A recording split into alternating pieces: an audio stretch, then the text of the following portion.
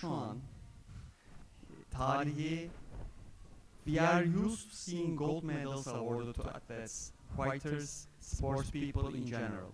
But today, the accolade goes to another type of champion, the Sintra Kajda cheesecake pasty.